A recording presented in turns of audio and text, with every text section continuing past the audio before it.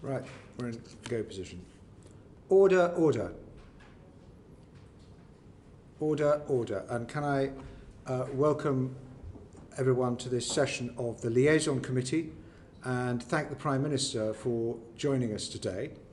Prime Minister, we're doing our best to set a good example of compliance with the COVID rules. Apart from you and me, everyone else is working from their own premises. This session was the December session that was held over to now for your convenience, Prime Minister, but I hope you can confirm that there will still be 3 2021 sessions in the... I can indeed confirm that, Sir Bernard, and I look forward very much to further such sessions. And the second part of today's session will concentrate on UK post-Brexit, but we start with the government's response to COVID. Jeremy Hunt. Prime Minister, thank you for joining us at such a very busy time.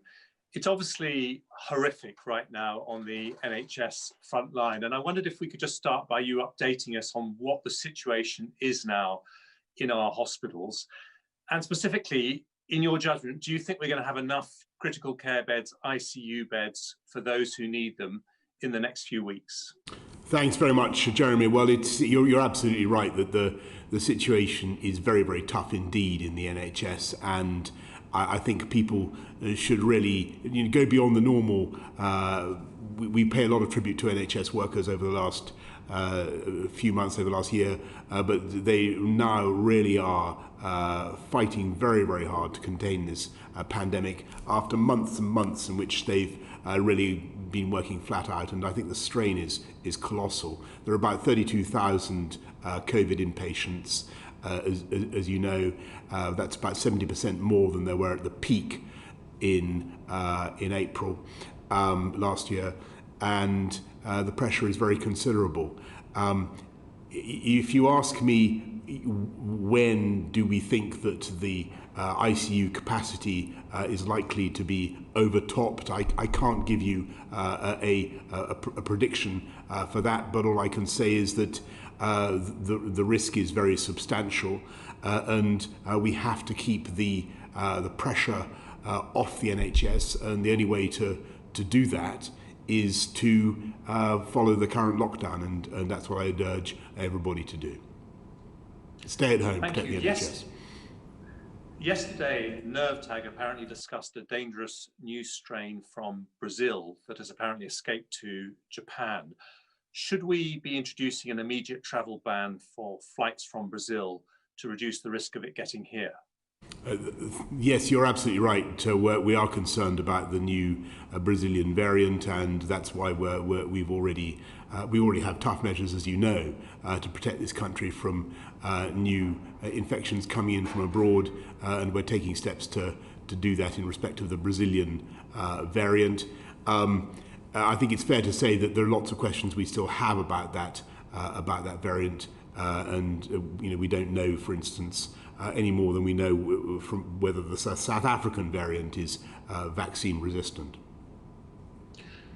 Thank you. I want to ask you a couple of questions about the long-term lessons, because we've been looking at that in our committee, and then I'll just wrap up by asking about the vaccine rollout.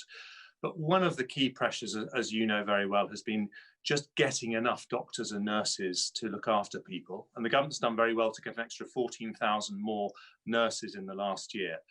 But in truth, we've never been very good at training enough doctors and nurses in the NHS. I wonder, after the pandemic, would you consider a long-term reform involving getting a body like the ONS or an independent body to make projections about just how many doctors and nurses we're going to need in a decade or so's time to make sure that we really are training enough? Yes, I think that is the kind of thing that we should be looking at. Jeremy, just so people know the figures, there are now almost 299,200 full-time equivalent nurses. That's 13,300 more than last year. 122,400 doctors. That's 6,000 more than last year. But as you rightly say, the demand, particularly at the moment, is enormous, and so we're looking at making sure we have the right measures for the long term to recruit, to encourage, to retain, and to make sure that we train people in the right way. And we are determined as a government to fulfil our promise, for instance, to deliver, not just to deliver the 50,000 more nurses by the end of this Parliament, 50,000 more nurses, but also to give them confidence and encouragement by doing things to support them in their careers and retaining them. Let me ask you, if I may, about social care. Now, on the steps of Downing Street, you said, and I'm quoting, "I'm announcing now on the steps of Downing Street that we will fix the crisis in social care once and for all with a clear plan." Can I ask, given what's happened to public finances in the last year, does that commitment still stand? Yes, it does. I think the pandemic has highlighted the difficulties that the social care sector is in. So it clearly needs reform and it needs improvement. But there's also the issue of people being forced to sell their homes to pay for their care. And that's something that we want to address, and we'll be bringing forward plans later this year. So the NHS has a 10-year plan because of the need to do proper long-term planning if you're really going to transform things. Should the social care sector also have a 10-year plan? Yes, it should, or it should have a long-term plan. And clearly, if you're going to reform social care, you're going to need younger people also. Obviously, it's more difficult for older people, but you're going to need the younger generation to start thinking about the eventual cost of their social care. And we need to start having that conversation with the public. Thank you. And finally, if I could just move on to the vaccines programme. Now, most people, I think, are incredibly encouraged that we are doing better than any similar sized country in the world in terms of our rollout, more than 2 million people jabbed to date, and so on. But this is the biggest peacetime operation of our lifetimes, the most important for the country. Could I just ask you, why are the public not allowed to know anything except the most basic information as to how many people have actually had the jab? For example, there are no plans to publish how many people have had the jab in each local authority area. People really do want to know how many people have had it near them. Thanks very much, Jeremy. Well, we want to be as transparent as we possibly can about how many we're vaccinating, and so you know the figures for the number of jabs delivered or vaccination events, as I think they're called in the jargon. That's about 2.8 million, or was this morning. Obviously, it's going up the whole time. 2.4 million people. You know the ambition to get to 12 million people in England by the 15th of February, 15 million across the whole of the UK, and I think you know a little bit about how we're doing it, and we've got the army, we've got pharmacists, we've got a huge NHS operation, we've got hospital sites, we've got mass vaccination centres. But I think it's reasonable that as soon as we get good regional data, for instance, we should be sharing that as well, and we're going to be publishing as soon as possible. Later this week, we'll be publishing the regional breakdowns, and I can tell you that some of the figures are very interesting. You know, there are parts of the country where they've done incredibly well in, for instance, vaccinating the over 80s. More than 50%, well over 50% now in the northeast and Yorkshire. Less good in some other parts of the country. So we want to be clear about all that. And a crucial thing is that we want the data about those who have been vaccinated in local authorities to be shared, and it will happen by the end of this week, with public health directors in local authorities, because as we go forward, this vaccine program is going to find that there are people that we need to reach, that we can only reach with the NHS working hand in glove with local government.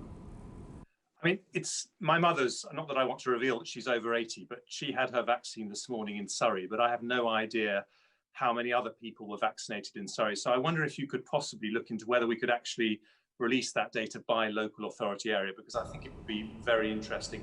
And just finally, one other bit of data, which is very important, is the wastage, because every person who is not vaccinated because of waste is potentially put in peril. So could we look at publishing wastage rates by vaccination centre, just to encourage everyone to treat each vaccine very preciously?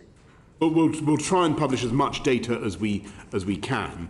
There's a very important point about wastage, which is that we want to, in this stage when our big constraint is supply of the vaccine, we want to absolutely minimise waste, and so that's people say, well, why don't you get all of the 9,000, maybe 12,000 community pharmacies to be doing this, because they're fantastic. They're wonderful people.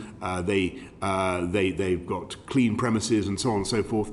They could do it. The trouble there, and it's very important for people to understand, is logistically you'd have our teams going around dropping off supplies of vaccine in 12,000 outlets or 9,000 outlets, and then at the end of each evening you'd have a proportion that were not used still in the fridge, and the risk is that when we're still constrained by supply, we don't want that happening at this stage. But as we go forward with the rollout, and as I say, as we really dig into those groups that have not yet come forward, don't know how to do it, then I think community pharmacies, which are trusted, well known, will play an important part in the rollout. But on local authority publications, we'll do whatever we can. At the moment, the plan is for regional breakdown. The regional breakdown is very interesting. Thank you, Jeremy, and thank you, Prime Minister. On the wastage front, my local hospital had targeted NHS workers standing by to use up any spare vaccine at the end of every session, even though they're not officially on the priority list. Other hospitals have not done that, and they have been wasting vaccine. Can we promote best practice? Yes, and it's perhaps also worth saying that there is a big, or there can be, differences in the amount of vaccine that vials, the quantity of vaccine that is necessary to vaccinate a given number of people, depending on the skill of the vaccinator. And that's why in these early stages we really want to maximise the use of people who are very, very proficient in giving the vaccination. Now we all understand, Prime Minister, that and the committee's asked me to ask these questions, that there are limitations on the vaccine supply, and there is an agreed schedule of delivery. But what steps is the government taking to increase the supply over the agreed schedule, beyond the agreed schedule, so we can accelerate the whole programme? Well, Sir Bernard, as you know, there's this government has secured a bigger supply of vaccines, I think both absolutely and per head, than virtually any other country in the world. So we have a big stream of vaccines coming down the track. But there is also a programme to accelerate the delivery of the Oxford vaccine, the remaining Pfizer vaccine is being brought forward. The Moderna vaccine as well. We're doing everything we can to bring forward the manufacturing process as fast as we can, so that we can start getting it into people's arms in the timeliest way. There has been some concern that it was reported to the Science and Technology Committee this morning. AstraZeneca actually requested that their technicians and production workers should be prioritised for the vaccine, so that they don't suffer the sickness rates that they're suffering at the moment. That would seem important to and critical to the vaccine programme. Could you? Yes, I mean, you're making an excellent point, and as the committee knows, the JCVI has set up the rankings of 9 groups. We're starting with the first 4 groups by February the 15th. We will, in general, leave the decisions about which groups should be prioritised to the Joint Committee on Vaccination and Immunisation. I'm sure that's the right thing to do. But clearly, when it comes to the manufacture of the vaccines, there is a critical role for those workers, and that has to be taken into consideration. And in terms of delivering the programme, the MOD confirmed yesterday they could deploy up to 10,000 people if necessary, and they so far only 1/3 of the personnel on standby have been deployed, an additional 10,000. Can you confirm that offer is available to Wales, Northern Ireland and Scotland if they're getting behind with their programmes and they need that capacity? Of course, and I can say that the armed services of the UK are on deployment throughout the UK, as they have been throughout the pandemic, and there are plans to step up the involvement of. They're already embedded at virtually every level, the armed services in the vaccine rollout programme, but that we will step that up as the distribution campaign accelerates. As I say, at the moment, that's not the constraint. Well, the NHS England is recruiting new people, re-rolling NHS staff to vaccination programme, and at the moment refusing the offer of the MOD's trained up vaccine quick reaction teams, which would seem to be a sensible use of resource at this particular moment. Well, that's not my information. I was in a long session yesterday with both the Army and the NHS, and as you know, Brigadier Phil Prosser and others are integrated at the highest level, and the armed services are being of great use. But that will increase as the tempo grows. But there's a very painful process for a local NHS team to get a MACA request through the NHS system, as we've discovered in Essex once already. Perhaps you can just take that one away. I'll certainly have a look at that. On local authorities, and I'm going to come to Clive Betts from the HCLG committee in a moment. We know that local authorities should have been involved in the test and trace programme much earlier, and that was a mistake. So why are NHS England officials, according to many of my colleagues, our colleagues, being instructed not to share information with partners about vaccine locations and things like that, so undermining trust and cooperation when we should all be pulling together in this massive emergency? Well, you're absolutely right that it's vital that the NHS and local authorities collaborate in this, and I think all colleagues will be familiar with the experience of local friction between the NHS and local authorities. In some cases we'll have come across that. It's vital that they work together, but also that the NHS shares data about who has been vaccinated and who hasn't, because, as I say, there will be groups who are hard to reach, particularly from the black and minority ethnic community. Possibly we're seeing some evidence of that, and it is vital that we have strong local community engagement as we go towards the really high numbers, that we find everybody who needs a vaccine and encourage them to take it. Thank you. Clive Betts. Thank you, Bernard. Good afternoon, Prime Minister.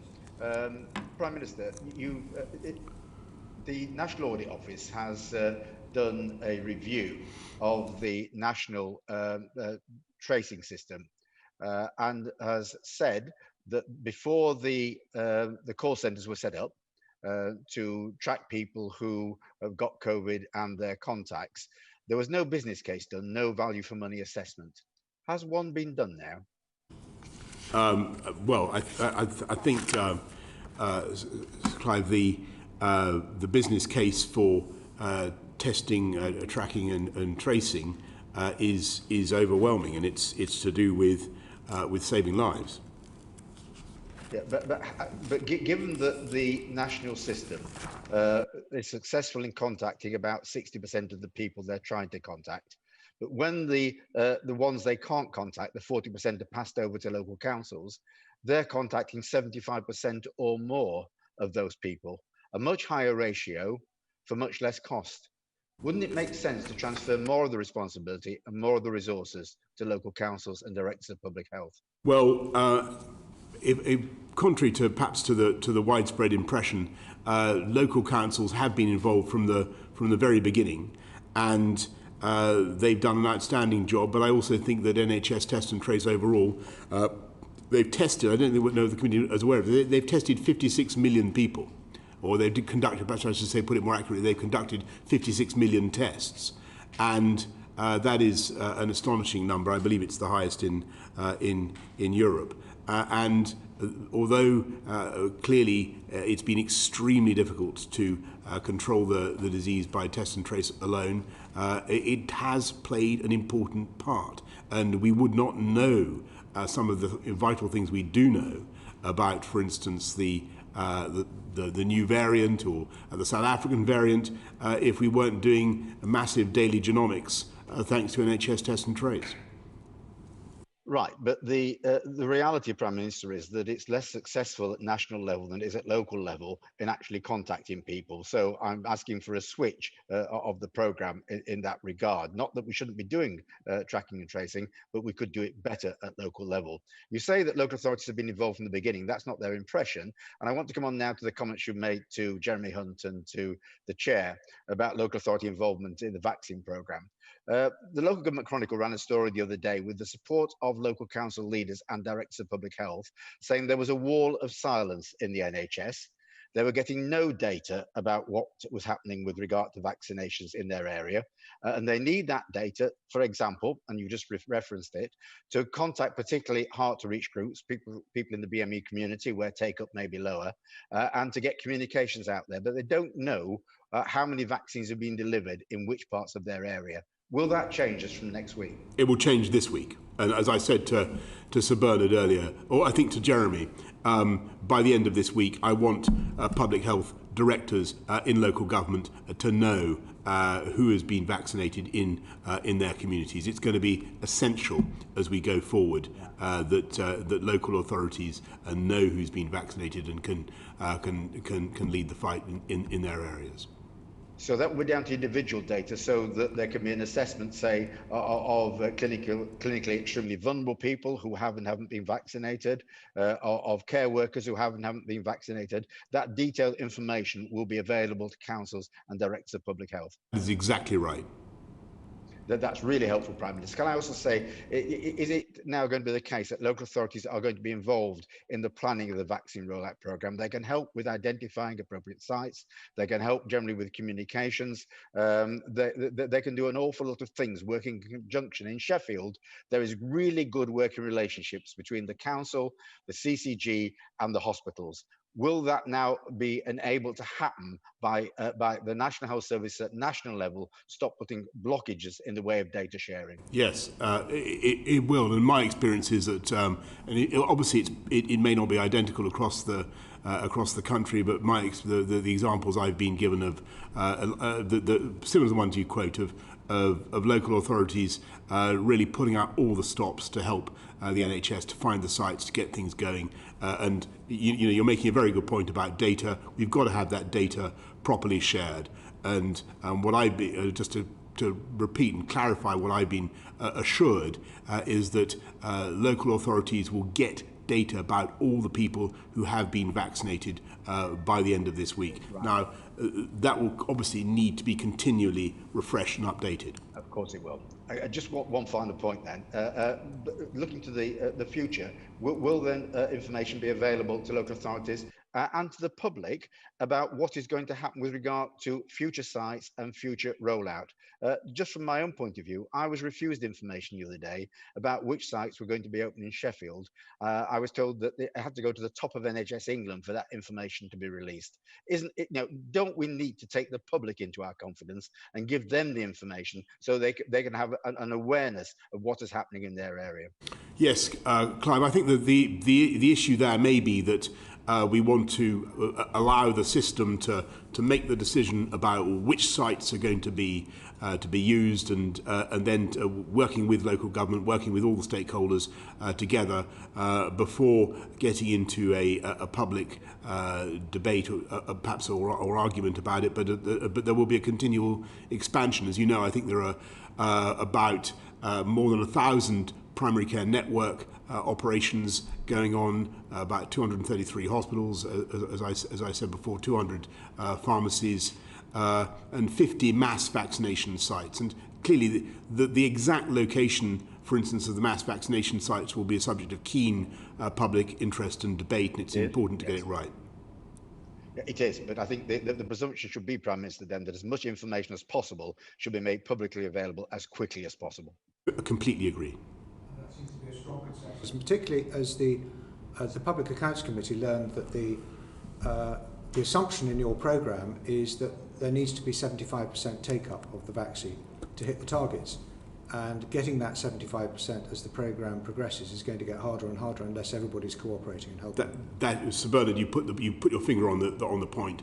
For the vaccine programme to be as successful as we want it to be, we must ensure that people are encouraged to come forward for testing, and they have every reason to be confident and happy in doing so. And actually, we're seeing some very encouraging data showing that people are more and more enthusiastic about being vaccinated rather than the reverse. And just very briefly, one word answer required. When will we know whether those vaccinated are safe to let out, that they can't spread the virus? When will we know that the vaccine actually enables people to go back to their daily lives? Well, I think I can't tell you about transmission yet, but as soon as we have that data, we'll, of course, be publishing it. Thank you. Robert Halfon. Thank you, Prime Minister. Apart from directing these food companies, possibly to Specsavers, who've been supplying schools with less than proportionate food boxes, will you not just take these companies to task, but given that they've ripped off the taxpayer, make sure that the schools get a refund, but also look at the public guidance that in terms of food to vulnerable children? Yes, thanks, Rob. You're right to be obviously outraged by the images that we've seen, and the companies in question, or certainly one of the most notorious pictures. The company responsible for that and others have been hauled over the coals, asked to explain how this has happened. They've apologised and they have reimbursed the schools concerned and pledged not to do it again. I should stress that the images did not reflect the actual government guidance, which is for about double the quantity of food for lunch packs for 5 days that you've seen, if not more. But it's vital that people, understand that this government is there to provide support, as we have, an extra 170 million for the COVID winter grant scheme, and 220 million pounds for the holiday activities and food programme, and we're now rolling out again the national free school meal voucher scheme. It's obviously up to schools to decide whether to use lunch packs or to use a voucher system. Most of them use vouchers. About 75% are distributed through vouchers. and so we've increased the value of the voucher as well. Okay. We know that school closures potentially will reduce the attainment gap between disadvantaged pupils and their better off peers by as much as 75%.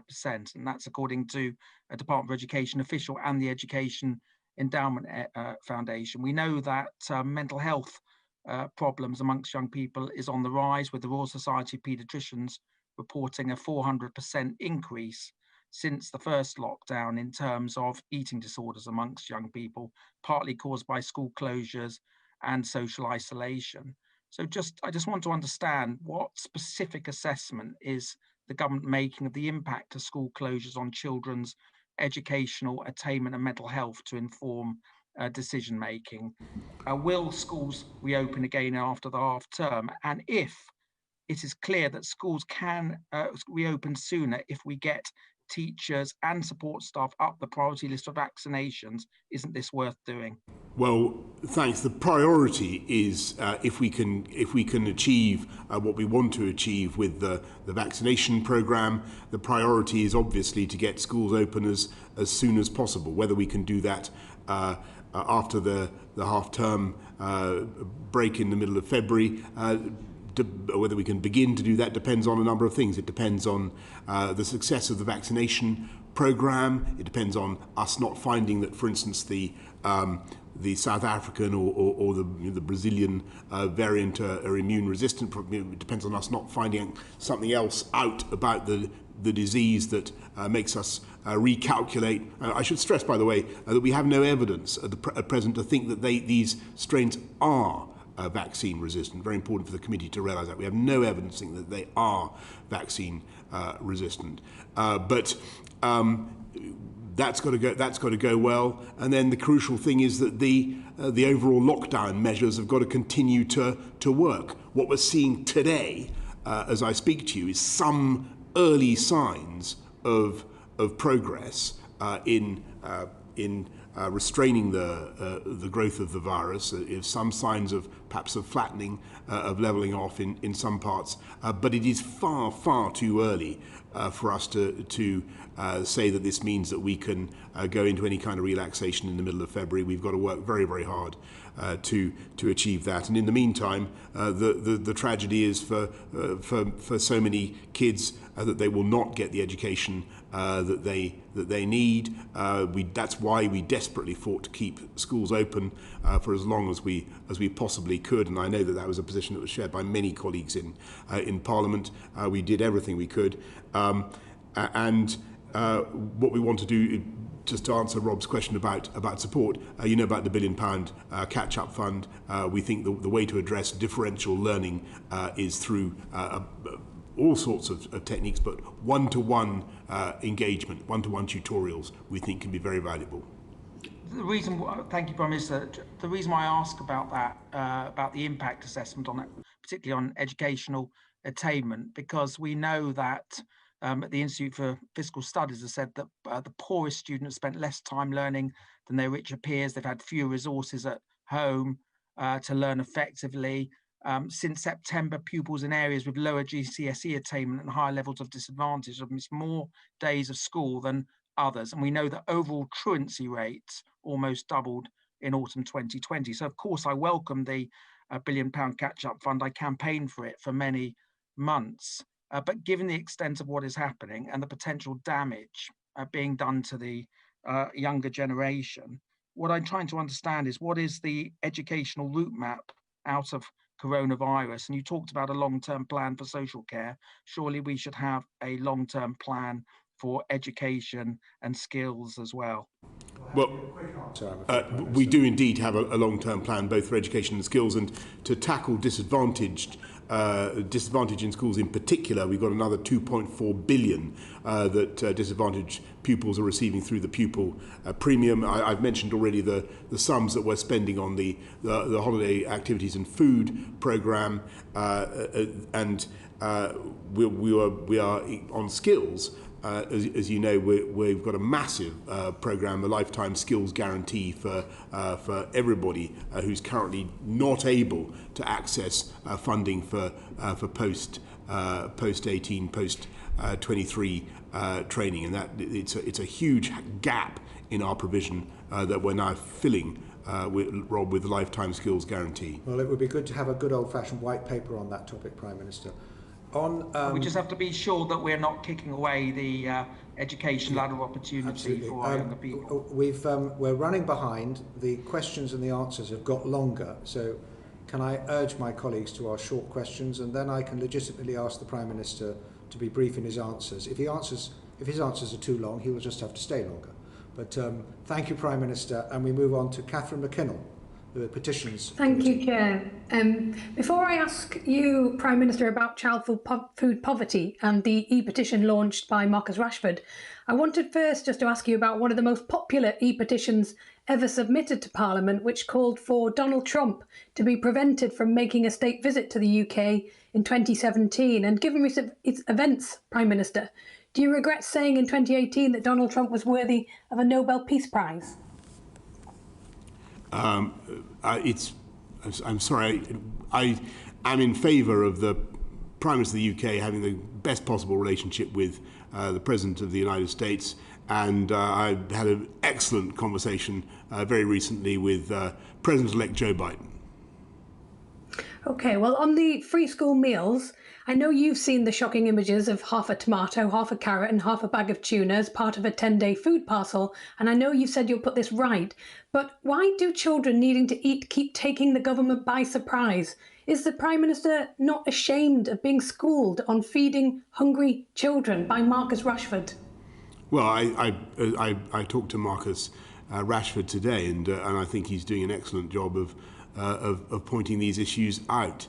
And I said that to him. I think when you look at the, as I say, when you look at the some of these images, they don't reflect the guidance, but it is a scandal and a disgrace, as I've said, that some companies are trying to get away with the provision that they're offering, and we've taken the steps that we have. And I want to see the companies that provide these lunch packs doing so properly. And it's not good enough. There's got to be. You can't assume that households have the supplies of other ingredients to use to make the lunches. You've got that's obvious, and clearly the packages that were on offer were totally, woefully inadequate, and that's why we've taken the steps that we have. I mean, one of the frustrations is the use of these private contracts and the profits that can be made by the middlemen, when really the £15 rather than £5 worth of food should be delivered to children. I mean, the government's handed out billions of pounds on failed COVID contracts, money for unusable face masks, failed test and trace app, COVID testing kits that don't work, yet doesn't seem to trust parents enough to give them the money directly so that they can feed their children. Why won't the government do this? Well, actually, I'm sure you wouldn't want to inadvertently to mislead anybody, but it's the decision of the schools to decide whether or not to have vouchers or lunch packs. And clearly, as I said earlier on, a majority of the schools, about 75%, use the vouchers. What happens is that the schools sometimes wish to continue to support their caterers, the arrangements that they've made. They think that lunch packs are a better way of doing it. And what we've seen is some people, and it's not all of them, by the way, it's very important to say it's not all of them.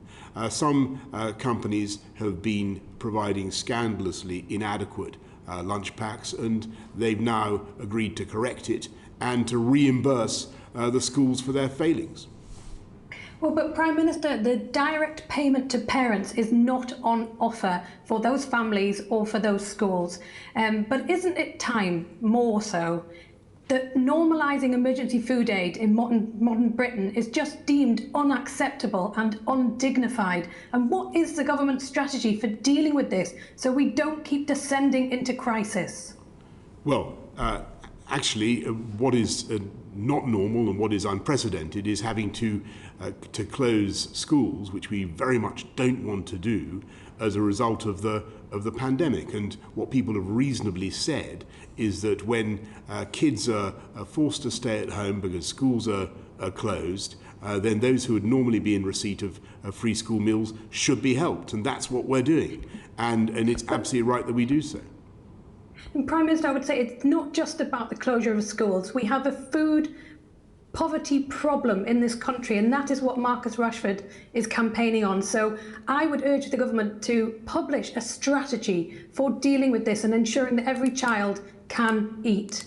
But I wanted to just ask one other question very quickly about hospitality, because we have a petition in Parliament at the moment, and the hospitality industry, it's a major employer in this country, not to mention the heart and soul of many communities, and they have suffered more than most from the COVID disruption. And given we spent 2 days debating in the summer whether a Scotch egg is a substantial meal or not, and dealing with the consequences of the ill-thought-out 10 p.m. curfew, would the Prime Minister agree to meet with petitioners who believe it's time that the government had a dedicated Minister for Hospitality to fully understand the diverse nature of this sector and get things right for this industry through this crisis and beyond? Well, if I may say so, I think it's very, I think she's right to identify the particular troubles, you're right to identify the troubles of the hospitality sector, and they've been through a very, very difficult time. We're doing everything we can to support them, and the Chancellor, the Business Secretary and I meet regularly with representatives of that sector. We've given them all the grants, the recent increase in grants that you know of, the recent £3,000 grant specifically for the hospitality sector, on top of the CBILS and the bounce back loans, the furlough scheme and many, many other forms of support. But the best thing for the hospitality sector is really that we all work together to defeat the virus in the way that I'm absolutely certain we can, with disciplined action and the vaccine rollout, and get them back on their feet, and that I'm sure is the best thing for them. Thank you. Thank you. Kat, and thank you, Prime Minister. Darren Jones. Thank you, Sir Bernard. Prime Minister, 800,000 people have lost their jobs since February last year, and the Chancellor said it's going to get worse. Why haven't you yet announced the National Jobs and Skills Programme to match the scale of the problem? There's been a huge programme announced to a £280 billion programme to help people maintain their jobs and livelihoods throughout the pandemic. I mentioned to Rob the lifetime skills guarantee, what we're doing to help people who are moving, Darren, from one, Catherine just mentioned the hospitality sector. It's come under huge pressure. There will be people who will be looking for jobs in other sectors. The lifetime skills guarantee is there to help them. The Kickstart funds, £2 billion Kickstart funds, are there to help particularly young people. And jobs are obviously our focus, but the way to deliver the jobs agenda, as you know, is jabs, and the more we get the vaccine programme, the faster we can do it, the better the employment prospects for the whole country. Thank you, Prime Minister. You've committed to levelling up the country, and this is about the long-term jobs picture. But what does that really mean for people across the country? Are we to measure your success in levelling up by tracking, for example, employment figures and take-home pay? It's an incredibly good question, and there's, if you look at the per capita GDP of the whole of the UK disaggregated, and you look at different parts of the UK, you can see that certain parts over the last 40 years and have been getting steadily richer and more successful at one rate, and other parts have they've been getting richer and more successful, but at a slower rate. And I think that is unfair. I think that there's talent and genius everywhere in this country, and so by uniting and levelling up with better infrastructure, with better education, with focus on skills and with high technology, we want to see progress everywhere and unlock the talents of everybody in the country. Thank you. The concern is that levelling up will become as vacuous as the big society, but we'll no doubt track this over the coming years. The Brexit-related delays at the border are obviously resulting in food shortages and increased prices, especially in Northern Ireland. Last year, you told the trade body manufacturing Northern Ireland that there would be no additional paperwork at the border post-Brexit. Why did you say that?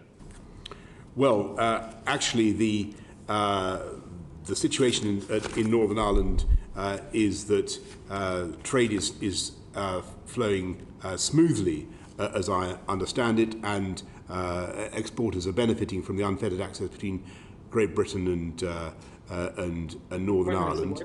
I believe that things are flowing so smoothly from GB to NI, for instance, that many hauliers are now using that route rather than the Holyhead Dublin route. Yes, I'm not going to deny, Darren, that there are teething problems and there are issues that we need to sort out. There are changes involved, but the deal has been of great assistance to our businesses in smoothing this. Thank you, Prime Minister. Teething problems are normally short-term, so I hope they get that fixed soon. My last question. I wrote to you yesterday to call for a cross-party commission to bring forward a new plan to eradicate child poverty beyond party politics and election cycles. I'm sure we can all agree on a cross-party basis that in a country like ours, we ought to be able to eradicate child poverty. So I'm a Labour MP today, Prime Minister, offering to work with you, a Conservative Prime Minister, on that. Will you take up that call and set up a cross-party commission to eradicate child poverty? Well, of course we share your ambition to eradicate child poverty, and we have reduced the number of households with poor children in them, with suffering from poverty. We've done, and we are working in the teeth of the pandemic to minimise the impacts on the poorest households. So that's why we've uprated universal credit in the way that we have, an extra £1,000. That's why we've increased local housing allowance, which is such a huge proportion of housing, such a huge proportion of families' costs, and increased the living wage by a record amount last year and again this year. These are very valuable things for families.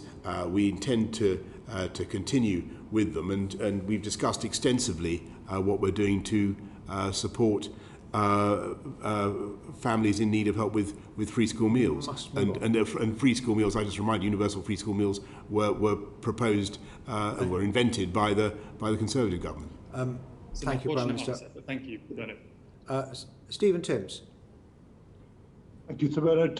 Good afternoon, Prime Minister.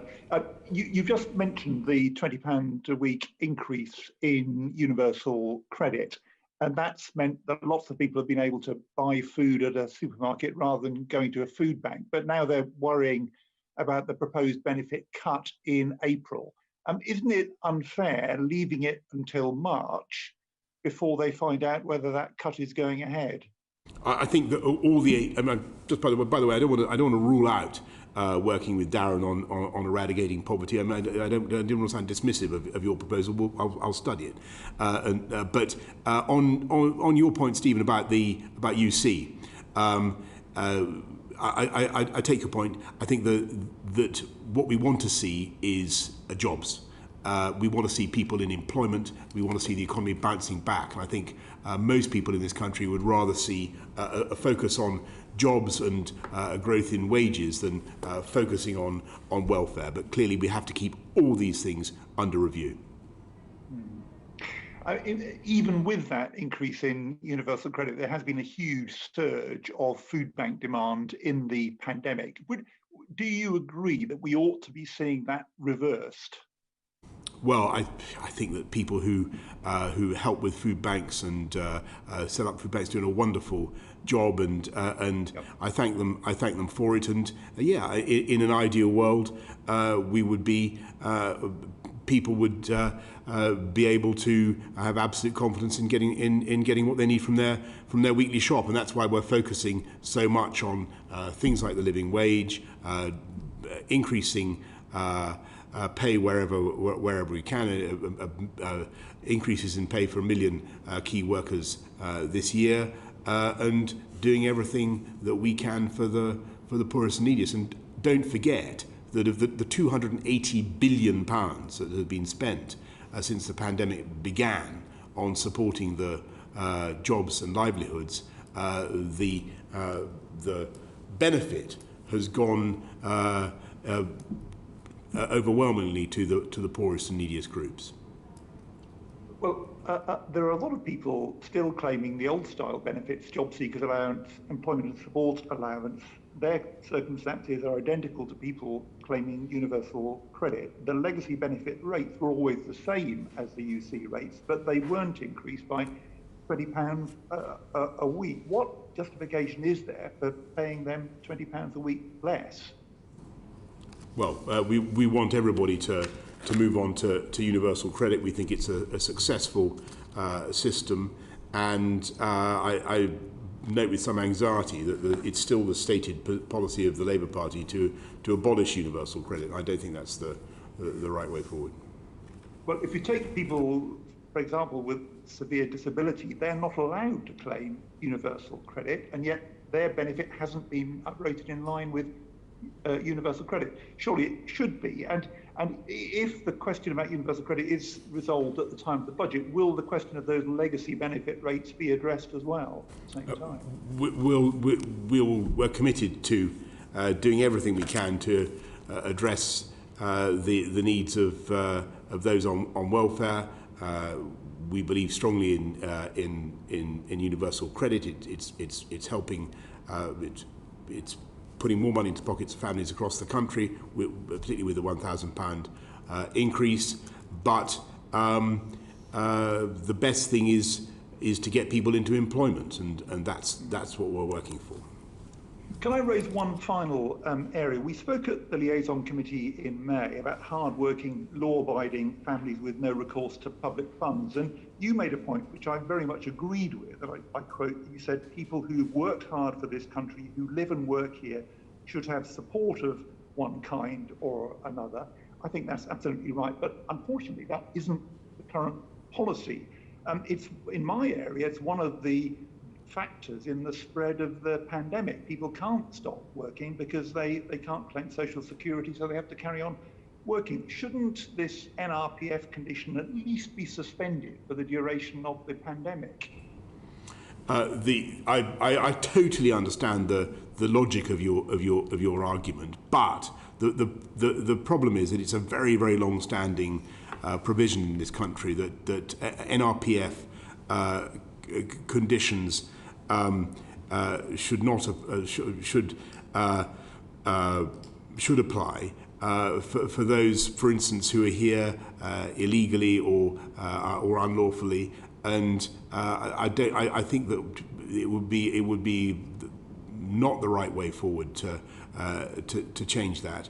And what I think we also discussed, Stephen, was just because people have their NRPF, it doesn't mean that they're not eligible for support of many kinds and provided through local councils or otherwise. No, but they're not able to claim universal credit, and that's what's forcing many people to carry on working. I mean, the current arrangements go back to 2012. We've seen the Education Department's been helpful, giving people access to free school meals. The Housing Department has accommodated rough sleepers with no recourse to public funds at public expense. But it's the Home Office still in a kind of Windrush mindset, which isn't picking up your point about people ought to get support. Well, I think that's I don't agree with that. And just to go back to the point I was making earlier, NRPF people, I have massive sympathy for them.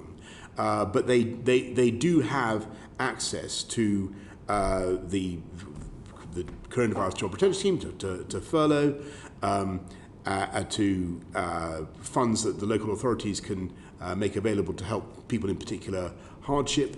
£7.2 billion of funding we've made available to local authorities. So this country does not allow people to fall through the cracks, even if they are classified as NRPF. The point you make about UC is a valid one, but I think I've given what I hope intelligible reasons for why we want to make a distinction between those who are eligible for UC and those who are NRPF. Thank you, Stephen. We must move on. Caroline Noakes. Thank you, Prime Minister, specifically for making domestic abuse so central to your broadcast last week. It was really welcomed by the sector. But can I just ask, what additional protections have been put in place to help victims of domestic abuse who have insecure immigration status? Well, since the pandemic began, we've done what we can to encourage people who are the victims of domestic abuse to come forward. We set up special helplines. We've been investing, as you know, Caroline, in independent domestic violence advisors. But also it's a condition, although the lockdown rules are very strict, as you know, people, they don't apply to victims of domestic abuse, because we don't think we should stop people from seeking the help that they need. Indeed, they don't. But is there any specific policies for victims who might be here on a tier 4 or 5 visa, or who might be entirely dependent upon their spouse's status? What specific programs have been put in place to provide them with the support they need? Well, they would be the normal support that any victim of domestic abuse has in this country, and we don't tolerate domestic abuse, and we want those who are responsible for it to be found out and punished. There are some who have fallen through the cracks, and you just said you didn't want anyone to fall through the cracks. Can I ask you about another group of people who've fallen through the cracks, namely those reliant on British Sign Language for their interpretation of the COVID lockdown rules, those who might have learning difficulties? Can I ask, when the Home Secretary says that the current lockdown rules are clear, and the Commissioner of the Metropolitan Police says that it's preposterous that anyone could be unaware of the rules, why are we still not doing a better job of explaining to vulnerable people what those rules are? Well, Caroline, thank you. If I may, I've now been asked this a couple of times about sign language in particular. There are obviously various logistical issues that need to be overcome, but I'm going to take that away and see what we can do to increase sign language. But what I can tell you is that the campaigns that we so the normal TV broadcasts, for instance, but the campaigns that we have are available and accessible are provided in accessible formats and translations, and we have multiple media channels that we use to help reach people. The stay-at-home poster, for instance, was produced with a voiceover and British Sign Language interpretation. And Prime Minister, do you think you could write to us on that subject? Very happy to do so. Yes. On the 12th of October, you said there hadn't been enough time to get a BSL interpreter for the broadcast then. There wasn't enough time, clearly, last week, and today you're still taking it away. I think it's absolutely shameful that we haven't done better on this when both the Welsh and Scottish governments have. I wanted to ask about access to healthcare during the pandemic. We know that more men than women have been impacted by COVID, but the evidence shows that it's women who are finding access to specific services difficult. I was contacted by a constituent yesterday who was told that her surgery is not currently doing smear tests. What is your response to her when she says, how long is it acceptable for her to have to wait to get her smear test? Well, I obviously sympathise very much with anybody who's had any service or treatment in the NHS delayed as a result of the pressure on the NHS. And sadly, that's what we are seeing. We're seeing delays in cancer. We're seeing delays in smear tests and vital services that people need. And that's as a result of the increase in the numbers of COVID patients. And that's why we've got to work flat out to get the virus under control and reduce the current wave. and give people the service that we need. And what I would say to your constituent is I'm very sorry for the delay that she's experiencing. Women, especially This has to be the women, last question. are disproportionately employed in insecure and low-paid work. What specific parts of the Kickstart scheme or the apprenticeship scheme is the government considering to put aside for BAME people and indeed for women who have been disproportionately affected economically by the pandemic? I can't give you a specific proportion, Karen. Can I just, on employment, ask a question? Back in November, you made a pledge to make sure that there were more women in Parliament. Is the House of Lords included in Parliament in your view? And why have we not seen appointments to the Lords increase the number of women where, of course, you could make a direct difference? We believe it very much in increasing the numbers of women in every part of our Parliament, and I'm thrilled that that we now, I think, have more female PPSs, for instance, than the male PPSs, and the numbers grow steadily. The Parliament is unrecognisable from what it was like when I was elected, let alone from when Bernard was elected, which wasn't actually that much earlier. And long may that change continue and accelerate. And you ask about the impact of women on COVID, or the impact of COVID on women. I'd just like to point out that in fighting COVID, we've had spectacular female leadership from Kate Bingham of the Vaccine Task Force, from Dido Harding of NHS Test and Trace, and many others. Women in the Lords, in fact, Prime Minister, where you have failed to put 50% women in either of the two appointment rounds you had. Well, you're pointing out a very important statistic, and we'll do what we can to address it. But it's not something that's been so far drawn to my attention, but thank you for doing so. The 50-50 campaign is rather close to my heart, as you understand, Prime Minister, that we get more women into Parliament. And moving to the Home Affairs Select Committee Chair, a prominent woman in Parliament, Yvette Cooper. Thank you, Chair. Thank you, Prime Minister. It's nearly 4 weeks since we were warned about the South Africa variant, but if I still wanted to travel from South Africa here today, I could get a flight via Dubai or Istanbul with no test before I left, no test during, no test on arrival, go straight onto the tube from Heathrow and then onto a train and travel home across the country. You said tough measures were being brought in to protect the country, but why on earth have you allowed this to happen legally for the last 4 weeks? Sorry, did you say illegally?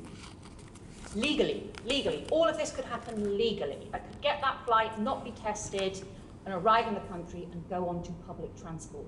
Why is that allowed? Well, the reason that we've wanted to have a balanced approach in our border policy is obviously you need to make sure that you're balancing the threat to health with the threat to the economy. But passengers from all international destinations are now going to have to produce a negative test result before they arrive in England. And of course, we've gone further and provided additional protection for those coming from South Africa. I will look at the point that you make about the route that you describe. We know that direct flights aren't enough. In the first wave, there was only 1% of the cases into the country came from China, 63% came from France or Spain. And the pre-travel tests that the Prime Minister referred to, Prime Minister, are very welcome, but other countries brought them in months ago. We're not bringing them in until Friday. Why did you not bring them in November when other countries did? Well, we've had measures at the border since the 8th of June last year, and actually 3.5 million passengers have been spot checked, and in the last 7 days alone, 30% of all arriving passengers have been checked. And there is a great deal of effort that goes into checking the passenger locator forms that people are obliged to fill in. Well, we heard this morning, Prime Minister, that those forms are just checked simply to see if people have filled them in. We also heard from Border Force that 90% of cases were not being checked, and we heard there was even less follow-up when people then return across the country having travelled by public transport. So you've been repeatedly warned about the weaknesses in the quarantine system, a system that we heard experts describe this morning as it might as well be voluntary because so few checks are taking place. Why haven't you strengthened that system? Well, we have, with respect, strengthened that system, and passengers arriving from all international locations are required to present a negative test before arriving in England. Well, they will be from Friday, but once again, you could have introduced that testing system from Thursday. You could also have in place testing again on arrival rather than simply 72 hours beforehand. You could have stronger quarantine and stronger checks like very many other countries do. Let me press you on the Brazil issue. We were warned about the Brazil variant 3 days ago. We don't know yet whether that could potentially undermine the vaccination programme. So why aren't you taking immediate action on a precautionary basis? We are, and we're putting in extra measures to ensure that people coming from Brazil are checked and indeed stopping people coming from Brazil. So are you? That's then a new announcement. You just told Jeremy Hunt earlier on in this evidence session that you were still looking at this. When are you going to bring those new measures? No, sorry, I said what we were looking at was the question of whether or not the Brazilian variant was immune resistant. So has a new travel ban been announced on flights from Brazil? Well, we are taking steps to ensure that we do not see the import of this new variant from Brazil. But with respect, Prime Minister, what are those steps? Because as of a few hours ago, I understood that it was still possible to get direct flights from Brazil, and also without any testing in place, as of today, Wednesday, 3 days after we've heard about the Brazil variant and nearly 4 weeks after we've heard about the South Africa variant, to arrive without any testing in place. No, we're taking steps to stop the Brazil variant being imported into this country, as we've taken steps to stop the South African variant from being imported into this country, as indeed the French took steps to stop the Kent variant being imported into France, and that's what countries do. But Prime Minister, we know that the French system is in place. We know that you have to have PCR tests before you arrive in France. As of today, 4 weeks after we knew about the South Africa variant, no test is required to enter the UK, and it won't be until Friday. As of today, you can't tell me any additional measures that you've put in place. You just keep using the words, we're putting in place stronger measures. But please, tell me what they actually are. I would be very reassured to hear what they actually are. Well, you'll have to show from all countries that you've got a negative test in order to come to this country. Okay, that's not until Friday. It's still months later than other countries have done so. And here's the problem, Prime Minister. Sorry, we were warned about the border measures. We had from June. We had a mandatory 10-day quarantine for people coming from countries not on the approved travel corridor list, as you know.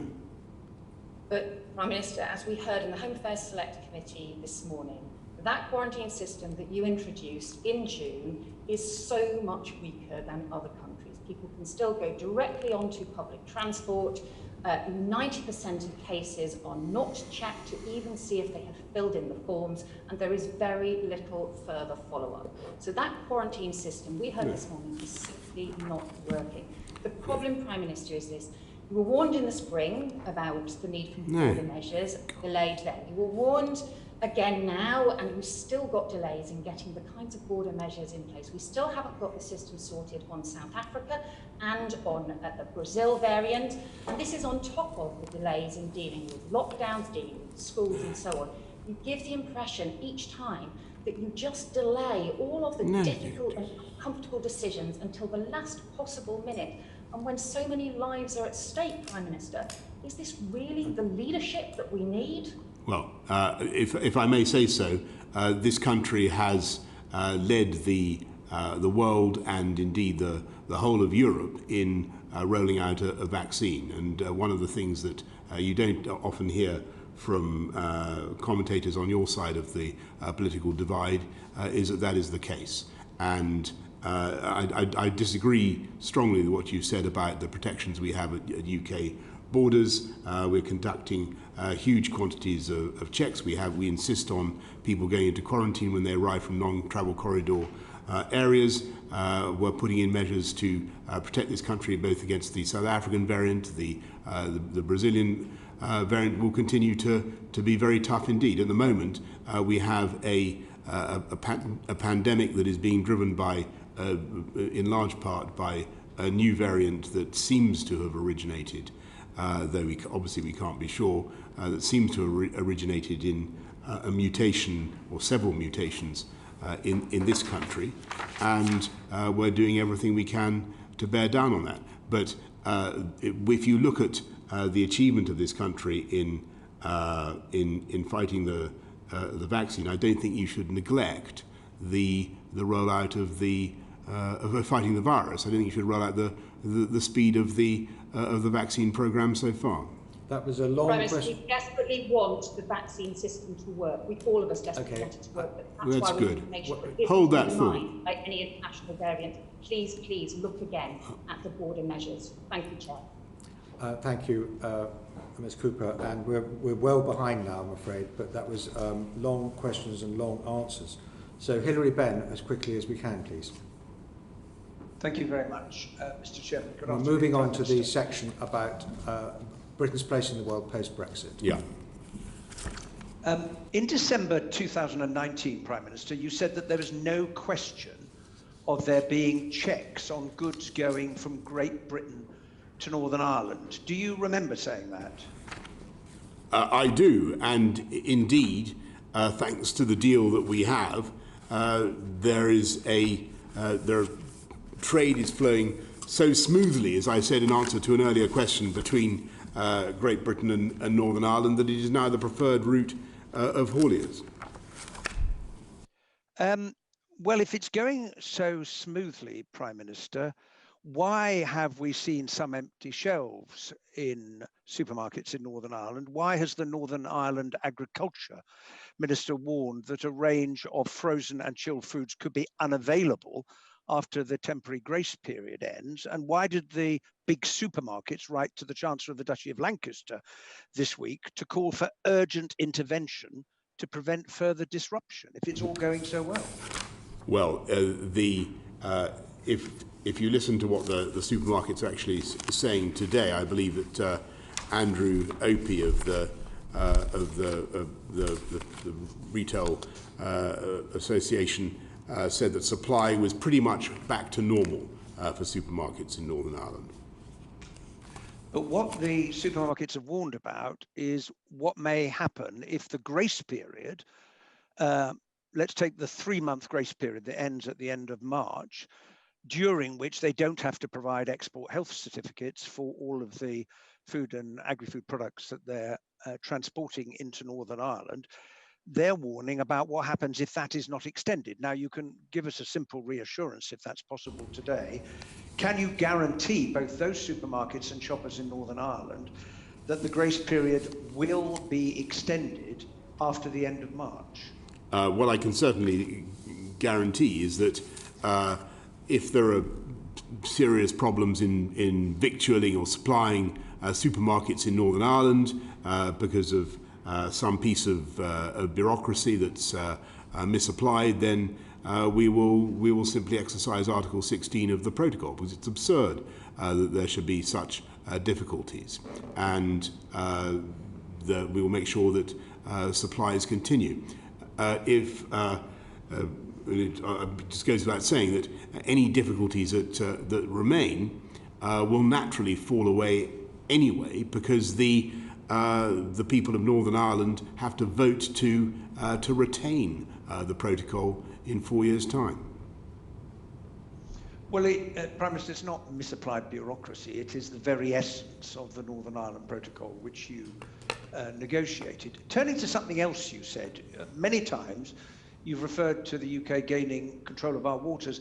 Why is it that some of the Scottish fishing fleet is currently tied up rather than out fishing?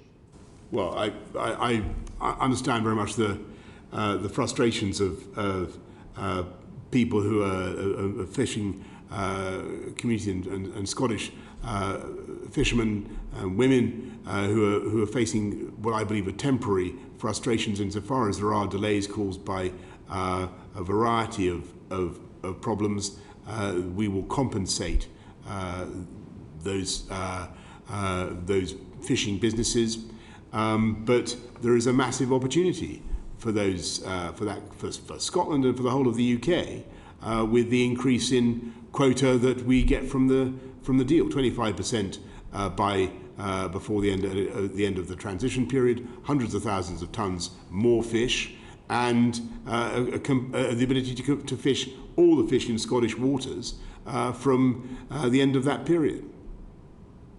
So are you telling us today that you think those difficulties, because they can't get their product to market in time, are only temporary? Yes. Is that what you're saying? I believe that's right, yes. You do, right. But isn't it the case that red tape, cost and bureaucracy was the inevitable consequence of the trade agreement that you've negotiated with the EU? One freight expert has described a mountain of red tape brought in on the 1st of January. Isn't that the consequence of leaving the single market and the customs union? This is just a fact, is it not?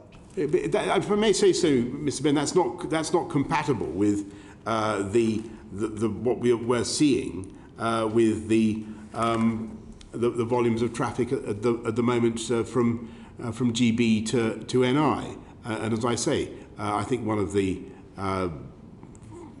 extraordinary things about the 1st of January was that it did not produce the disruption that people claimed that it would. I don't doubt that there will be problems, and businesses must prepare for change. Things will be different, and you have to get the right forms. You have to be conscious of the certificates that you need.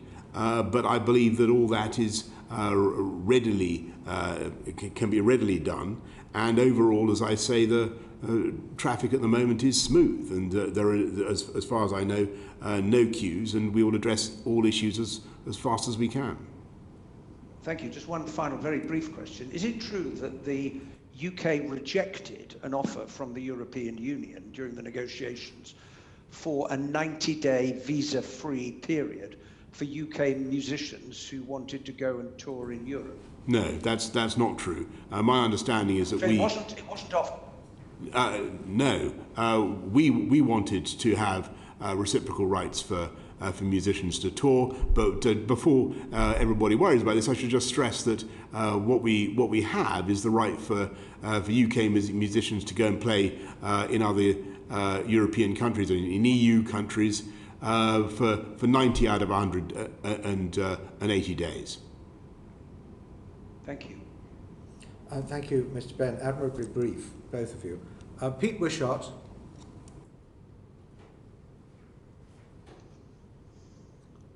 We can't hear Pete Wishart. Pete, you need to unmute. Pete? You need to unmute. Pete, we can't hear you. Pete, you need to unmute. Oh, there we go. Start Sorry again. About that. Start again. Well, can I start, I think, in a note of agreement, and I'm pretty sure that you and I, Prime Minister, are both Democrats, and we both believe that in a parliamentary democracy, a majority should be respected. So therefore, can you tell me, if a majority of the Scottish people want their country to be an independent nation, how do they democratically achieve that objective?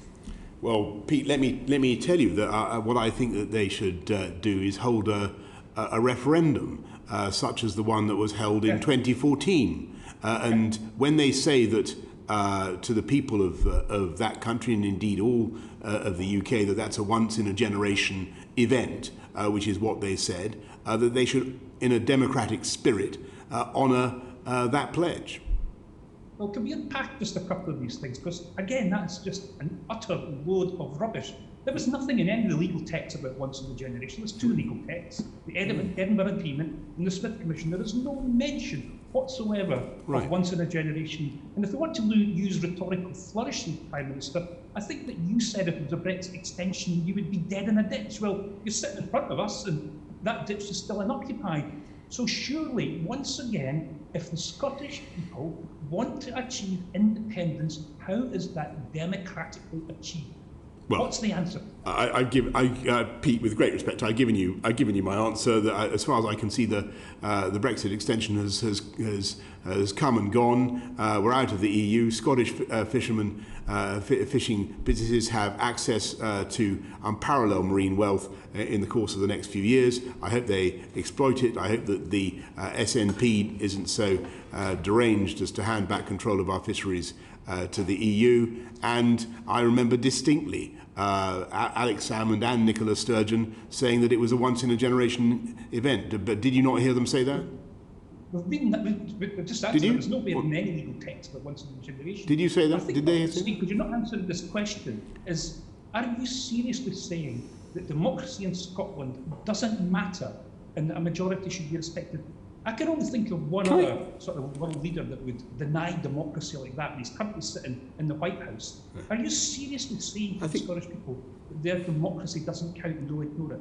I think you need to ask yourself whether you're seriously saying that right now, in the middle of a pandemic, whether the people of Scotland or the UK or anywhere think it's sensible to have a referendum on a constitutional issue when we're trying to, as we discussed earlier, to get the pandemic down, to generate millions of jobs that we're going to need over the next few years to allow this whole country to bounce back together. I think that's what the people of this country want to focus on. I think it's incredible that the Scottish National Party is focusing on a referendum. When you can't say, by the way, what you want this referendum to discuss.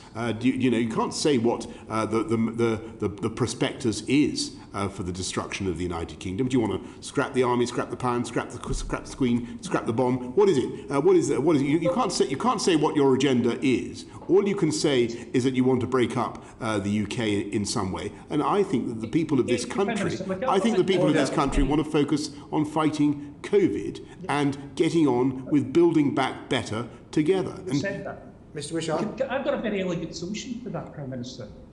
Let's have a referendum, not now when there's a pandemic, but in the first part of our next parliamentary Scottish term.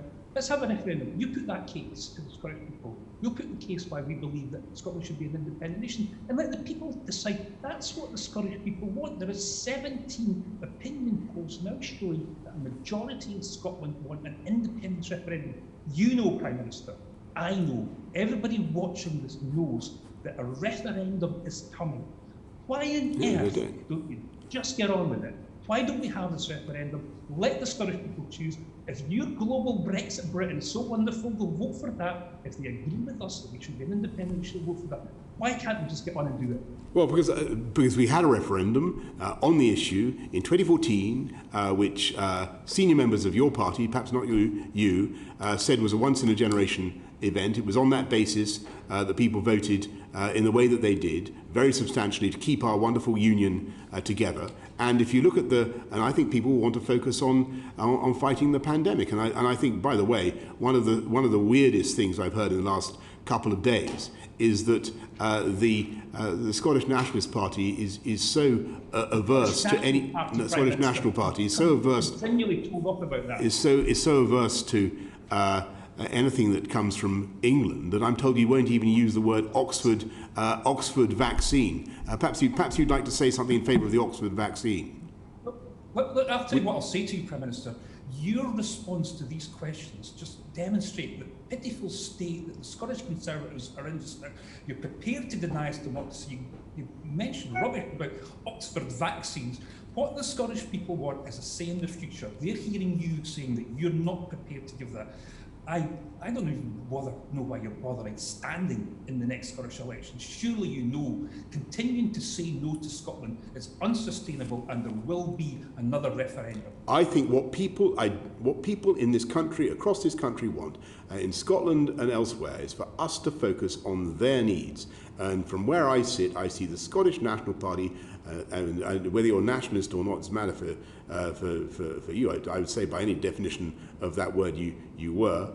You see them failing on crime, failing on education, failing on tax, and with nothing to say except that you want to break up the United Kingdom. That's all you've got to say. And what you won't say is what the purpose of the referendum is. You won't say whether you want to keep the pound, whether what will happen to pensions. You won't say what will happen to the diplomatic service, the security services, the military, the monarchy. You won't say anything about it. All you will say is that you want a referendum, and you had one in 2014, and the result was decisive, as I think SNP leaders said in 2014.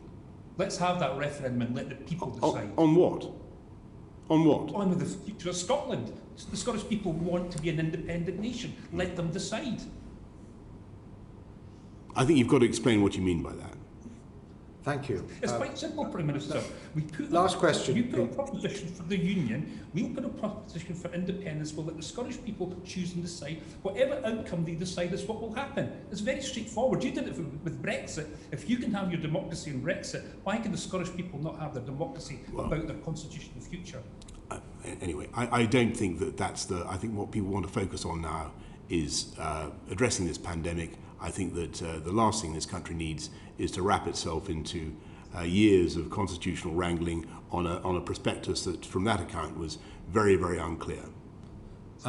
Moving on, the Northern Ireland Committee Chair, Simon Hall. Thank you, Chairman. Good afternoon, Prime Minister. There was huge relief when the protocol was agreed and signed off. Talk of invoking Article 16 should, I suggest, be avoided at all cost.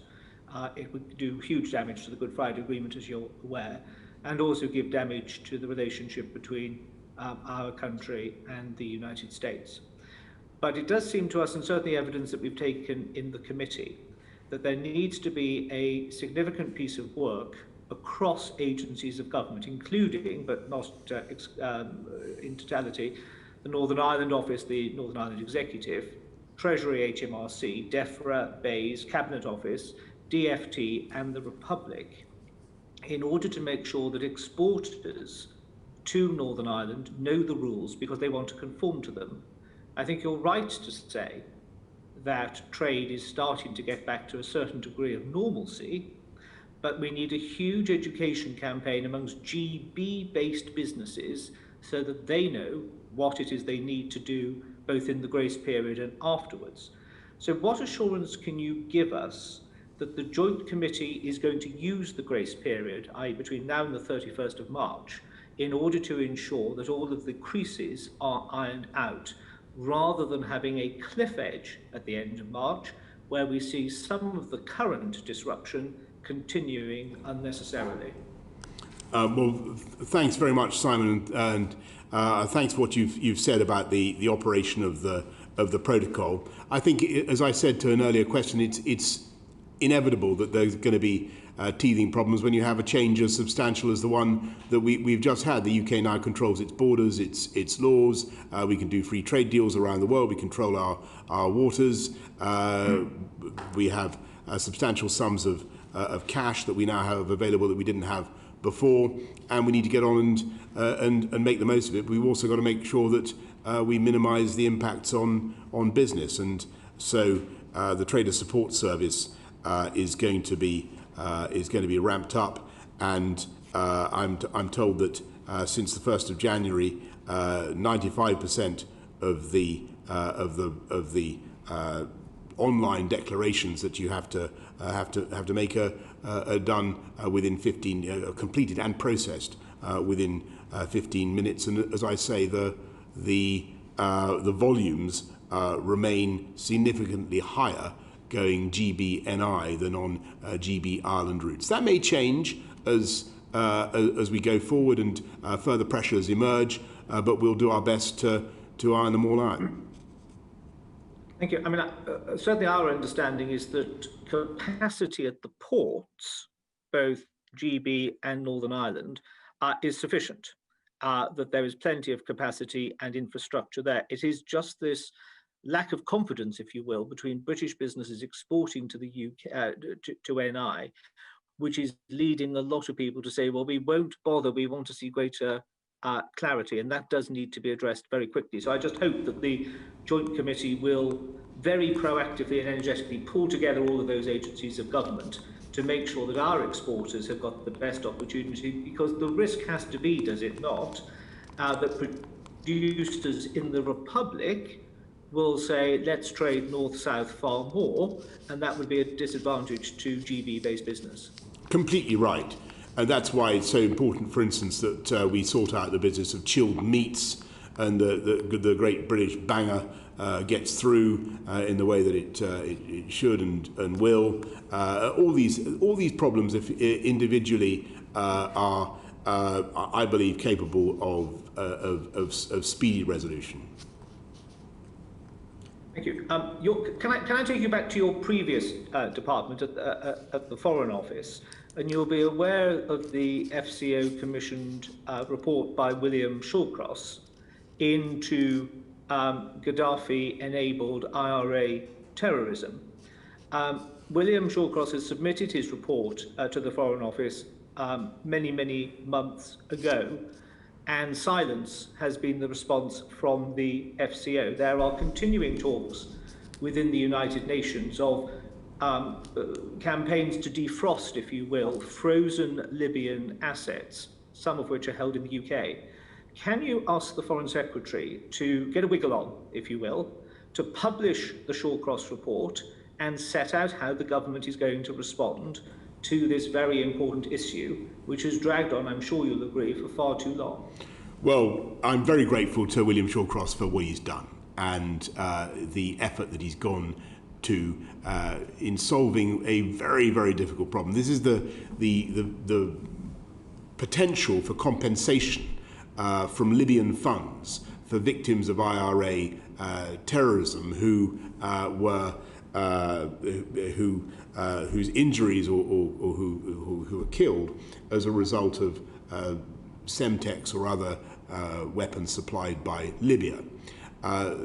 There are many great difficulties with trying to get a satisfactory solution. It's proved extremely difficult to draw the right net or to decide exactly who might be eligible for these funds, and there's a great deal of controversy surrounding that. It's also extremely difficult to find a way, given the current precarious situation in Libya, of extracting the funds. And as I can see, Jeremy, my successor, will know very well that Libya, as Foreign Secretary, will know very well that Libya is basically totally a divided state at the moment. There are some faint signs of progress, but until we have a government that we can really work with in Libya, it's difficult to make progress on unfreezing assets or any of the other things that you described. So William Shawcross's work is valuable. I think it's very important. It's particularly important for families in Northern Ireland, but we are, I'm afraid, some way off having the result that we might hope for. And I've got to be honest with you, Simon, it will be very tough to get any kind of equitable solution out of this disaster. Other countries many years ago, particularly the United States, were able to get compensation for victims of Libyan terrorism in the way that the British state did not. We've been trying to rectify what I think was an omission. It's proving extremely difficult. Thank you, Mr. Hall. Thank you. Prime Minister, we're pushing past 5 o'clock. We would be extremely grateful if you could give us a little bit more time. Very happy to do so. For Sir William Cash, Tom Tugendhat and Philip Dunn, and some quick fire questions at the end. Sir William Cash. Good afternoon, Prime Minister. Just to start off with, you led us through the last year, from early December last year, from parliamentary paralysis into a position in which we not only had a general election, which had a massive majority for the Conservative Party, but also to take us out of EU jurisdiction and the European Court of Justice, and reasserting our sovereignty in a very important and vital way for the future of this country. We heard today, both in Prime Minister's questions and also in the urgent question that was put to the Chancellor of the Duchy of Lancaster, a lot of discussion, quite understandably, regarding the question of the Northern Ireland Protocol. It is an immensely important issue, but I think you have already indicated that there are some challenges and that they are being met. What Andrew Opie said today, and what, in fact, the director of the CBI in Northern Ireland said on the Today programme this morning, all indicated that although there are challenges and there are some difficulties in relation to all these questions in Northern Ireland, the protocol, that actually, given the fact that we're in the process of COVID, there are a number of very significant responses to those challenges going on. Could you enlarge on that a bit so that people can get a better idea as to, for example, how we're going to improve the transparency in the Joint Committee, which of course is primarily the responsibility of the Chancellor of the Duchy of Lancaster, because in the European Scrutiny Committee, we're working flat out on all these things. And we just want to be quite sure, not only that we're going to meet the challenges, but we're also going to have the transparency within that committee to make sure that we can ask the right questions and get the right answers. Thanks very much, Bill, and thanks for everything that you've done to make this possible. I think that the situation in GBNI trade, as I was discussing just now with Simon, is far better than some people had perhaps expected. Things are much smoother. There are some problems, and in the interest of transparency, sales of second-hand vehicles, we've sorted that out now with a compensation scheme for second-hand cars sold in Northern Ireland, so they don't pay additional VAT. So we've solved that one. We've got one on seed potatoes as opposed to ware potatoes. And as you know, there are sanitary and phytosanitary issues about the export of seed potatoes from this country to the EU. We're solving that, though the export of seed potatoes is very, very small from the UK to the EU. I think we export as many to the whole of the EU as we export to Egypt in terms of seed potatoes. There's the question of pet passports, but we have I believe, a way of solving that. There's the chilled meats issue that I've already referred to, and one or two others. They are by and large small, soluble questions, which one by one we are addressing. And the Maros Sefcovic and the Chancellor of the Duchy of Lancaster, I think, have done a fantastic job in the Joint Committee of addressing them and building that confidence in trade. NIGB, GBNI. It's incredibly light touch insofar as we have to do any checks at all, and it is working well. But the key point is that insofar if there are further problems that really, or if the EU or our partners insist on an interpretation of the protocol that we think is unfair or unnecessary, then Article 16, of course, exists to address that, and the whole thing falls away unless the people of Northern Ireland actually vote to continue with the arrangements. So I see, in the meantime, Northern Ireland is part of the UK customs territory, does free trade deals with us around the world, and there is unfettered access for NI goods to GB, and for GB to NI, with the very small caveats that I've entered, and we are working now to reduce them the whole time. So I believe that businesses, both north and south of the border in Ireland, but also businesses east-west, can be full of confidence about the future. I think Northern Ireland has a massive opportunity to exploit the advantages it has. Thank you very much. And if I might just finish my point by saying that there are obviously some challenges. The Chancellor of the Duchy of Lancaster made that clear this morning. You said it in Prime Minister's questions. You've said it again now. And I don't think I have anything further to add at this stage because we're running short of time. And I think the chairman would probably be quite glad if we could move on to the next person. Yeah, well, thank you, Brian. Yes, I gave a long answer about seed potatoes, but there are a few other issues, but we will fix them. And hopefully they can be fixed through the joint committee rather than resorting to Article 16. Yes, that's the last resort. Thank you. Now the Chairman of the Foreign Affairs Committee, Tom Tugendhat. Thank you very much. Prime Minister Philip Dunn will no doubt cover COP26. So leaving the environment aside, what are your priorities for the G7 that we're hosting this year?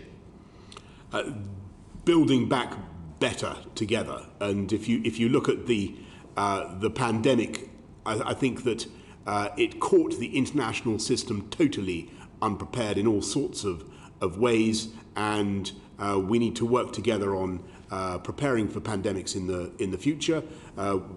Discussing, Yvette and I were talking about borders and quarantine. There is no international consensus about how this should operate. It was a complete, everybody took a different approach. There's no international consensus about how to dispense vaccines. There are no agreements about some of the about lockdown measures, about PPE.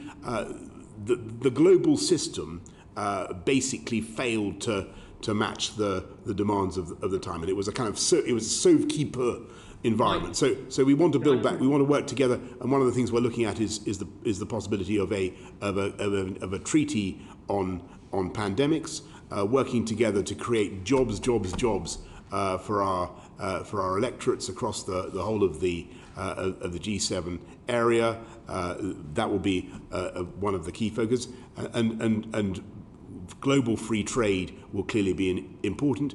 Thinking about China will be important, in how we as G7 respond to the challenges posed by China and many other issues.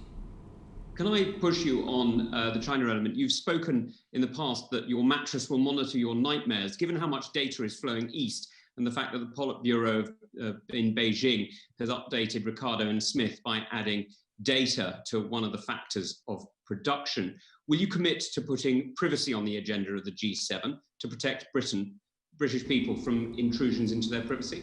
Yes. Look, I want to stress that when I talk about the challenges of China, it's important that we, and I know you lead this, the China Research Group in Parliament, and we should be vigilant. We should. I think that Dom Raab gave a terrific speech about the Uyghurs and what's happening there, and I think the policy there is completely right. But I don't want us to, and I think we've got to be very vigilant about what's happening with our critical national infrastructure and about the protection of our data and our cyberspace, and we're taking more measures to do that. But I don't want this country or this government to lurch into a position of sort of unthinking Sinophobia. I don't believe that'd be right for the UK. I think that there's a balance to be struck.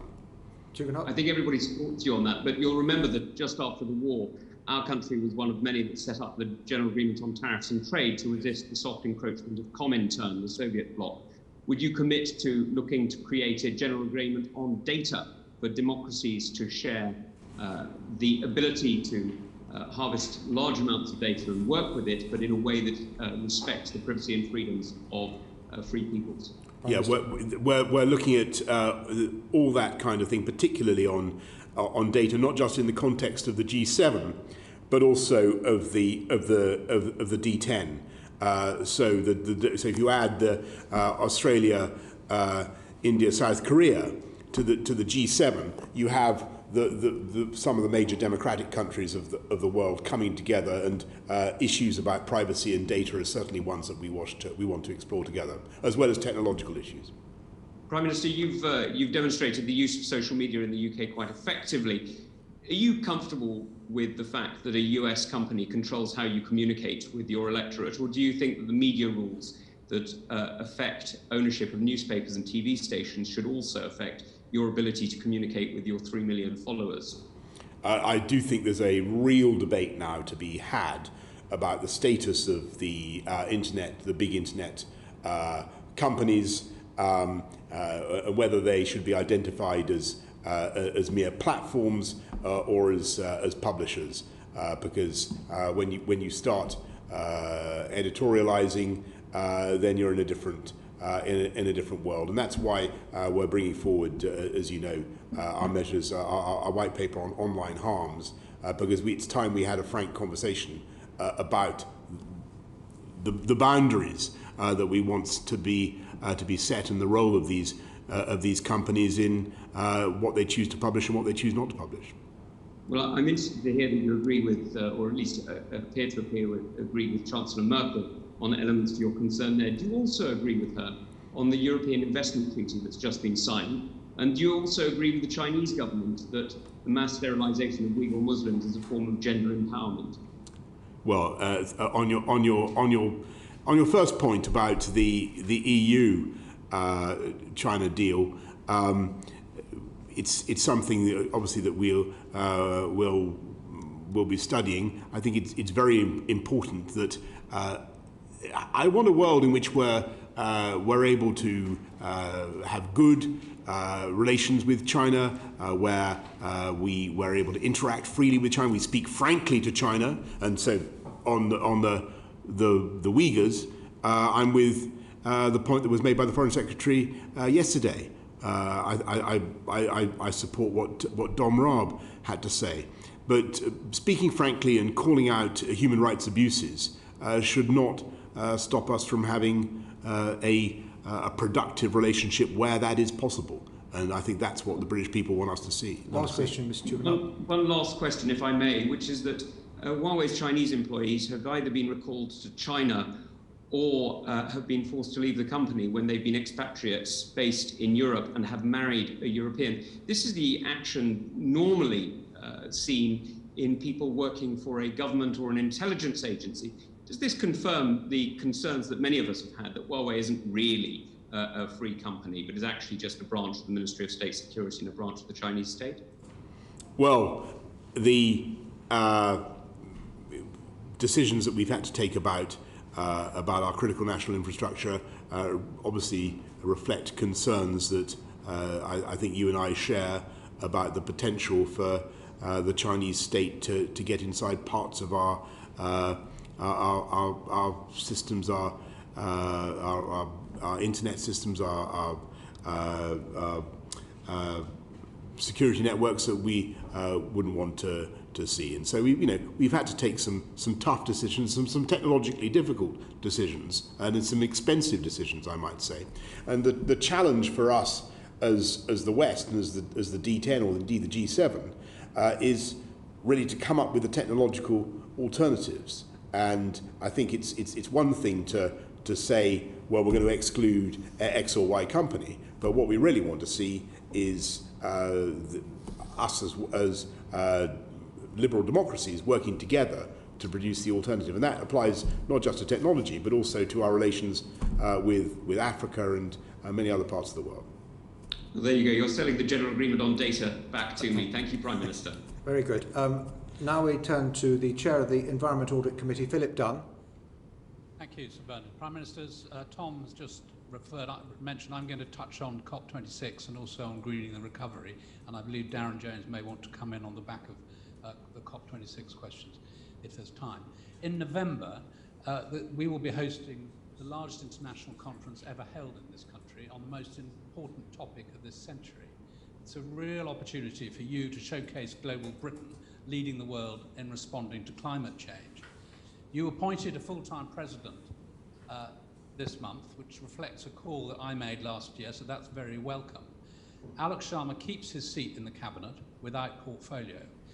You may remember when you were Mayor of London, that Jeremy Hunt, who was then Minister for the Olympics, answered questions in the House on UK preparations for London 2012. Will the COP26 President be subject to similar scrutiny from members on his preparations for the Glasgow summit? Indeed. That was straightforward. Excellent. You've also acknowledged in PMQs today that good scrutiny makes for good government. And at present, the only parliamentarians to be included in the UK delegation to COP26 are ministers. So as head of the UK delegation, will you demonstrate the importance of proper scrutiny by inviting chairs and possibly members of the relevant select committees to join the UK delegation to Glasgow? Well, Philip, I'll take that away and look at it. Are you volunteering? Yes, I'm sure Darren is too, and there may be others. Okay, right. Well, let me say then that let me give you a warm welcome in the sense that I'm sure that your contributions and Darren's contribution will be very useful to what the UK has to say at COP. But I don't necessarily wish to allocate places on this or that committee or delegation right now. Okay, and just finally on COP, there are also, as you know, right across the country, large numbers of climate change activist groups springing up to try and see what their local community can do. It would be really helpful, I think, to spreading the message and developing the best practice ideas, not just for this country, but across the world, if there could be a forum for those groups to input ahead of COP26 as well. Would you be prepared to encourage Alok Sharma to facilitate that? Yes, and I want to be the widest possible engagement with NGOs of all kinds, with civil society, everybody who has a stake in this, and I see no reason why there shouldn't be a real festival of ideas in the run up to COP. And I know that Alok and his team are very keen on that, and we'll be seeing what kind of whether it's feasible in Glasgow in November to have some kind of a fringe where because I think the appetite will be huge, and we'll have to work out how to manage it. Well, that's fantastic. Can I just bring in Darren Jones at that point? Can I come back on my other? Yes, certainly. Thank you, Sir Bernard. Prime Minister, my committee is leading the parliamentary scrutiny of the delivery of COP26. Many have called, as we've just heard, for an Olympic Games-style energy from you personally as Prime Minister to ensure that the UK's leadership of COP26 is as successful as the French leadership of COP25. Can I just ask, are you personally interested in COP? And if so, what is it that you personally want to secure as Britain's headline achievement of running COP26? Thank you, Darren. Well, there are two things. I personally, I'm becoming more and more obsessed with what we can do, because for me, to get back to the point I was making to Tom Tugendhat about bouncing back from COVID, the green agenda, the whole green industrial revolution, is not just a load of green nonsense, as people sometimes seem to suggest, extra costs for businesses and for families. If you do it right, it's the opportunity to generate hundreds of thousands of jobs for this country. And we've discussed that earlier. You said to me, your first question was, what about a charter for jobs? This is a charter for jobs. Literally hundreds of thousands of jobs in wind technology, in batteries, in low carbon campaigns of all kinds. And so in getting to net zero by 2050, which is the #1 objective of COP, and getting the world to agree to that, we have the opportunity to turbocharge our economy at the same time, and to drive jobs of all kinds. And so that's where I come at. But there's a second thing, and that's biodiversity. And it is an absolute tragedy today that we are massacring the species of our planet. We've lost about 500 in the last century. We're losing them at an absolutely unconscionable rate. We're losing habitat where human beings are engulfing and destroying the natural world. And we won't get the climate in balance again. We won't solve climate change until we address our relationship with the natural world. So I want the second big thing, in addition to net zero by 2050, and getting as many countries, so that's a big goal. And since we last spoke, I was last before this committee, lots of countries that we thought would be difficult have been coming forward with commitments to net zero. So we're already seeing, Darren, we're seeing even before the year has scarcely begun, we're seeing an enormous amount of progress.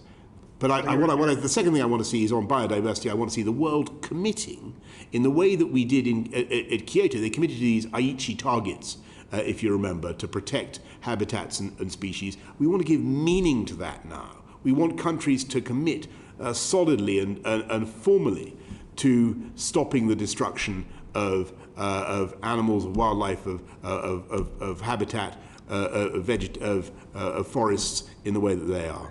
Mr. Jones? Just to be precise, Prime Minister, because biodiversity is COP15 chaired by China, not yes, but I understand that, but we intend to follow up with a biodiversity. The coming package will be great, but we intend to use COP26 to stress the importance of biodiversity as well. Very good, but you said you want to get every country in the world to agree to net zero by 2050. That's your ambition, right? Well, I think at the moment we have countries accounting for about 62% of the population of the world have made a pledge to net zero, which is great. China, as you know, is going for net zero by 2060, which is the biggest development since I last appeared before your committee. But other countries are now coming through with net zero by 2050, and it's actually very exciting to see the way that a global consensus is starting to build, and that the role of the UK the role of the UK presidency of the COP is to get as many countries as possible to share in that. And even before COP has begun, we're starting to see, before our presidency began, we're starting to see progress in that direction. Thank you, Mr. Jones. And is there a possibility we'll have a non-fossil fuel treaty? Well, the Kyoto Protocol was intended to reduce on climate change, was intended to reduce fossil fuel output. That's the whole point of it. And so is the Paris Agreement of 2015, and that's what we're trying to do. And back to Philip Dunn. Thank you, Prime Minister. I was very interested in what you were saying about biodiversity. Our committee was discussing this with the ministerial team this morning, and we've not met a single one of the Aichi 10-year targets. So we're really looking to make proper progress in the next 10 years. But I wanted to raise one quick point about the greening the recovery. So as part of the flagship programme introduced in the summer, partly to help meet net zero targets but also support jobs, was the Green Homes Grant Scheme. And we've been looking at this. And the tragedy is that the very short-term nature of this scheme is regrettably having precisely the opposite effect to what was intended, with firms informing builders and installers informing my committee that it's led them to actually laying off staff. So a couple of examples. One award-winning company had a full order book before the grant was announced, but now without a single voucher having been issued to them, they've lost every order they've had, and they've laid off 3 of their installation teams, which takes years to train. Another one had 48 applications, only 5 approved in 3 months, also firing people. The 12-month extension is helpful, but it's nothing like enough for companies to invest in staff. So can you use the budget in March to get the Green Homes Grant Scheme sorted out so that it will provide long-term security to the industry, and it will help invest in green jobs and energy efficiency that millions of homes need?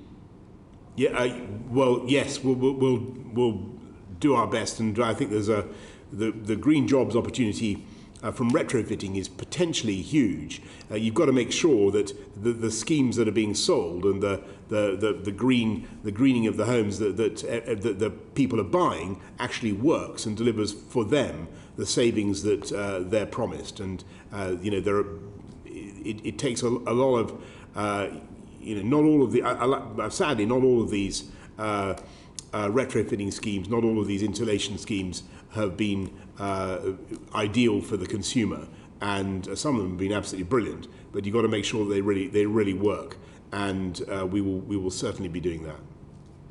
And now we're out of the. Thank you. Now we're out of the scope of the EU VAT directives. We could zero rate all these products for VAT. Sir Bernard, you're right. Thank you very much, Prime Minister. A few very quick-fire closing questions from other committees. One from the Trade Committee, who want a ministerial witness to come to their committee to give evidence about free ports, but both the lead departments, Treasury and Trade, say it should be the other one. Which department should it be? Well, it should be either the Treasury or MHCLG. As far well, could you very kindly I will make sure that you get that the committee gets somebody to interrogate. If you could make sure that happens, they've been waiting for a long time. On the Defence Committee would like confirmation that the integrated review will be announced in mid-February. I've got to hold your horses there. It won't be as soon as that. That's what he rather suspected, that there was going to be. I think that's a little bit premature. And there is great concern about the procurement programme, fitting it into, it's trying to get a quart out of a pint pot, getting all those joint strike fighters delivered inside the budget, and that has got to be settled. The uncertainty is creating a lot of difficulty. Finally, the PACAC would like me to ask about the civil service, which you yourself has said has been sorely tested, both throughout Brexit and, of course, COVID. And if we're to avoid these difficulties in the future, I do commend my right honourable friend's speech, the Chancellor of the Duchy of Lancaster's lecture to Ditchley last summer, where he committed the government to, and I quote, a properly resourced campus for training those in government. Is that now government policy, and how will that be delivered? Yes, it is, and we haven't. Obviously, there used to be an operation at Sunningdale, and we are looking at having a campus. It might be that we.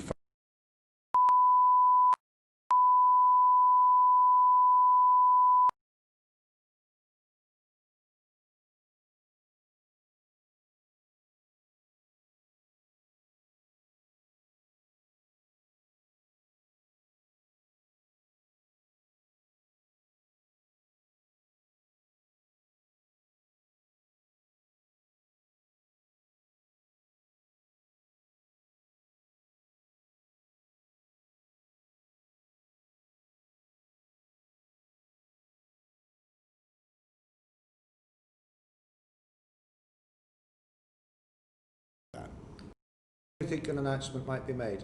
As soon as there is something for you properly to scrutinise. Thank you, Prime Minister, for that commitment that at least it will happen one day. And thank you very much for giving us thank you very much. Time. You've thank been you very all. Generous. Thank you. And thank you to my colleagues for being so disciplined. Thank you. Order, order.